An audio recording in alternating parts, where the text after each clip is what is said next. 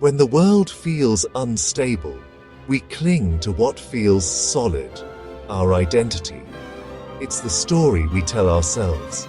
Our nationality, religion, politics, profession, even gender. In times of change, these labels become our fortress.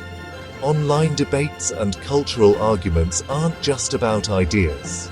They're battles to defend who we think we are.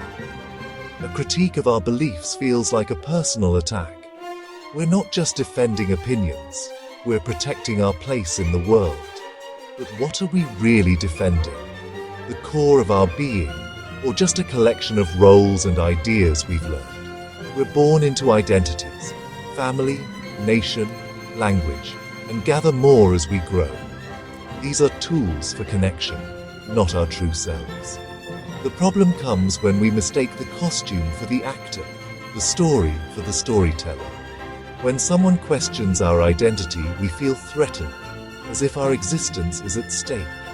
We fight to protect the story, forgetting we are the storyteller.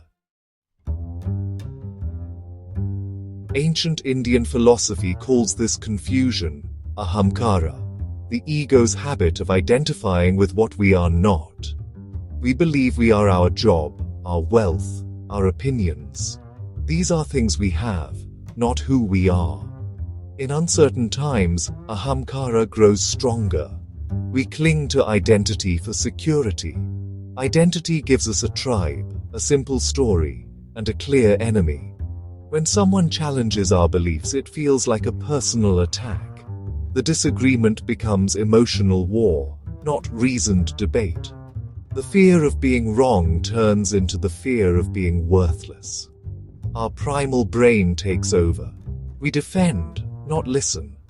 We seek only what confirms our beliefs, blind to other perspectives. We stop seeking truth and become soldiers defending fragile walls. We lose sight of the world outside our chosen identity. Indian philosophers ask, who were you before you had a name, a nationality, a religion? This question points us beyond our story, to the silent witness within.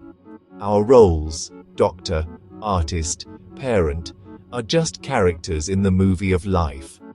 But we are the screen, the awareness on which all stories play out.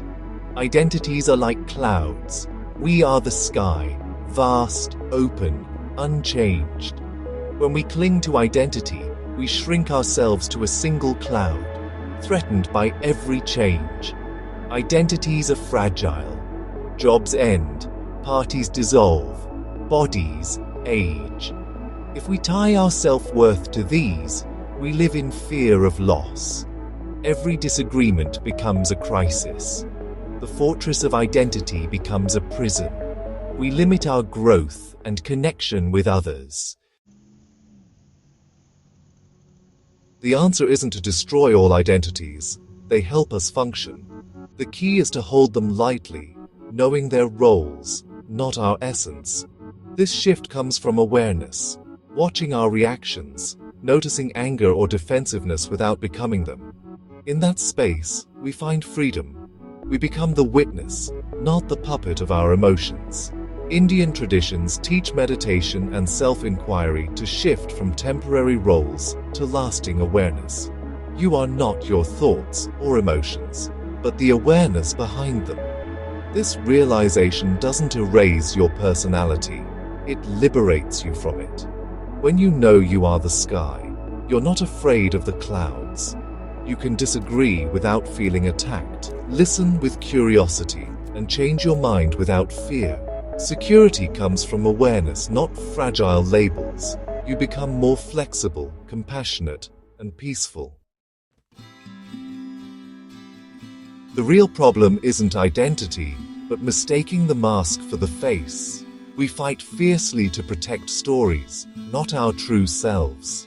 We suffer within walls we build, forgetting we are the architects. True clarity comes from remembering who we are beneath all labels. This awareness is the common ground beneath all differences. It's the source of all identities, the ultimate reality. Anchored in awareness, we play our roles without desperate attachment. We love and believe, but with a light touch, knowing these aren't the final truth. Our love expands to all, seeing the same consciousness in everyone. Peace comes not from agreement, but from realizing we are more than our labels.